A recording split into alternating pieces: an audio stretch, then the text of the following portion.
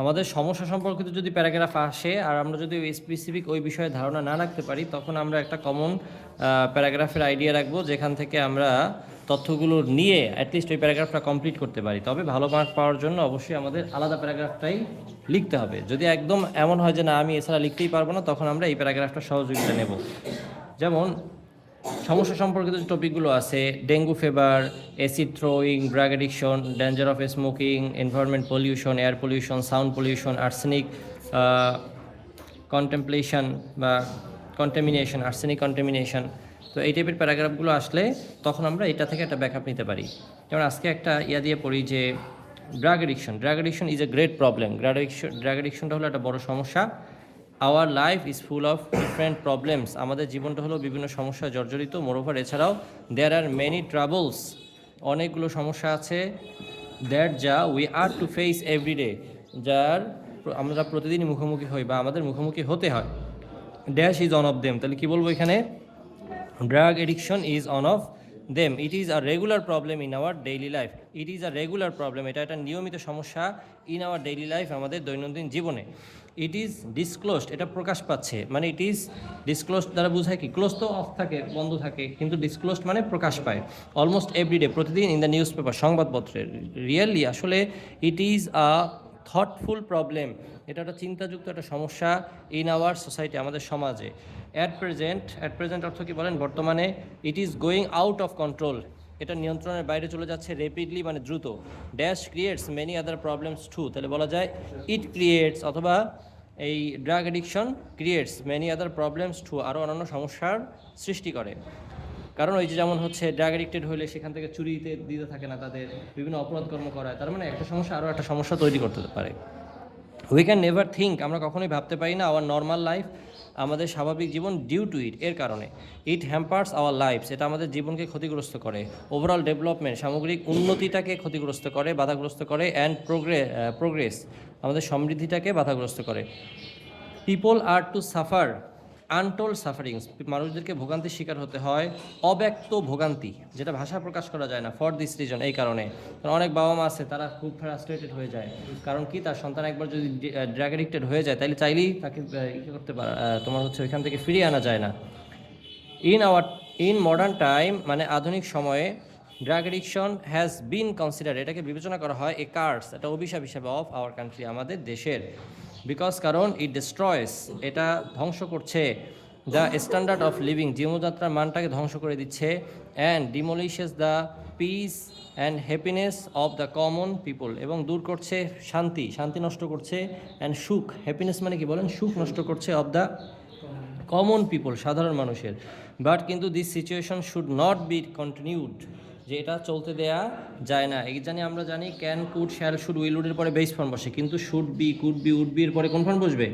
V3। এই জন্য দেখেন শুড নট বি এরপরে কিন্তু কন্টিনিউ না হয়ে কী হয়েছে? কন্টিনিউড, V3 ফর্ম বয়েছে। ফর লং, দীর্ঘদিন এটা চলতে দেওয়া যেতে পারে না। মেন, মানুষরা ওয়ান্ট টু গেট রিলিফ, মানুষটা মুক্তি পেতে চায়। ফ্রম দিস, এটা থেকে। দিস প্রবলেম, এই সমস্যাটা, শুড বি কন্ট্রোলড, অর্থ কি? নিয়ন্ত্রণ করা উচিত। অ্যাজ আর্লি অ্যাজ পসিবল, যত তাড়াতাড়ি সম্ভব। বিকজ, কারণ ইট লিডস আস, এটা আমাদেরকে ধাবিত করে। টু ডিস্ট্রাকশন, অর্থ কি? ধ্বংসের দিকে ধাবিত করে। The government as well as the conscious people, সরকার একই সাথে সচেতন মানুষরা, কনসাস পিপল মানে কি? মানে সচেতন মানুষরা। শুড কাম ফরওয়ার্ড টু, তাদের এগিয়ে আসা উচিত। দেখেন, with a view to, look forward টুর পরে আইএনজি বসে, কিন্তু কাম ফরওয়ার্ড টুর পরে দেখেন টেক, বেস ফর্ম, তাহলে এটা কিন্তু বেস ফর্ম বসে। এই জন্য এটার সাথে ওইটার যেন এটার সাথে মিলাই না ফেলি। With a view to, look forward to, get use to, be use টুর পর ভার্বের সাথে কি হয়? আইএনজি। কিন্তু কাম ফরওয়ার্ড টু থাকলে তারপরে বেস ফর্ম হয়। তাহলে কাম ফরওয়ার্ড টু, এগিয়ে আসতে হবে। টেক, নেয়ার বেলায়, নিতে। নেসেসারি স্টেপস, অর্থ কি? প্রয়োজনীয় পদক্ষেপ। টু সলভ দিস প্রবলেম, এই সমস্যাটা সমাধান করতে। অ্যাট ফার্স্ট, প্রথমে। পাবলিক অপিনিয়ন, জনমত। অ্যান্ড দেয়ার কনসার্ন, তাদের উদ্বেগের বিষয়টি। Must be taken in this regard, এই বিষয়ে বিবেচনায় রাখতে হবে। তাহলে মাস্ট বি এর পরে দেখেন টেক না হয়ে কী হয়েছে? টেকেন। কী কারণে হয়েছে বলেন?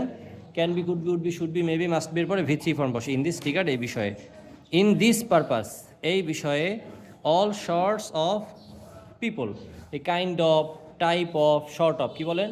Kind of, type of, short of. All sorts of people, সকল ধরনের মানুষ ইন আওয়ার কান্ট্রি, আমাদের দেশে, হ্যাভ টু বি অ্যালার্ট, তাদেরকে সাবধান হতে হবে, সতর্ক হতে হবে। অ্যান্ড এবং government must take effective measure, সরকারের অবশ্যই ফলপ্রসূ পদক্ষেপ নিতে হবে টু এরাডিকেট মানে দূর করতে, মানে রিমুভের মতো, দিস প্রবলেম, এই সমস্যাটা দূর করার জন্য সরকারকে পদক্ষেপ নিতে হবে ফ্রম দ্য সোসাইটি, সমাজ থেকে এই সমস্যাটা দূর করার জন্য সরকারকে পদক্ষেপ নিতে হবে। মোরওভার, এছাড়াও দ্য ল এনফোর্সিং এজেন্সিস, আইন প্রয়োগকারী যে সংস্থা আছে, পুলিশ হোক, আর্মি হোক, বিজিবি হোক, must have to be active, তাদেরকে কী করতে হবে, সক্রিয় হতে হবে, অ্যান্ড সিনসিয়ার, আন্তরিক হতে হবে, ইন দিস কনসার্ন, এই উদ্বেগের বিষয়ে।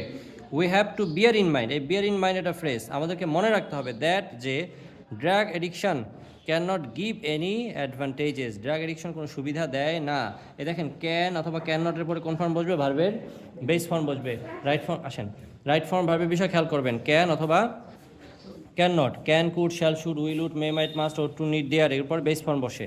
তাহলে এখানে bear in mind that dash can not give, তাহলে drug addiction can not give any advantages, কোনো সুবিধা দিতে পারে না, অ্যান্ড বেনিফিটস মানে সুবিধা দিতে পারে না, টু আস, আমাদেরকে কোনো সুবিধা দিতে পারে না, টু দ্য সোসাইটি, সমাজকে কোনো সুবিধা দিতে পারে না, not even to a nation, জাতিকেও কোনো সুবিধা দিতে পারে না, রেদার, বরং, ইট টেকস অ্যাওয়ে, এটা নিয়ে যায়, মেনি থিংস, আমাদের থেকে অনেক কিছু কেড়ে নেয়, বাবা মার থেকে তার সন্তানকে কেড়ে নেয়, হ্যাঁ, তার পুত্রদের থেকে তার বাবা মাকে কেড়ে নেয়, এরকম। সো সুতরাং অ্যাট এনি কস্ট মানে যে কোনো মূল্যে, অ্যাট এনি কস্ট অর্থ কি বলেন, যে কোনো মূল্যে, এটা ফ্রেজ।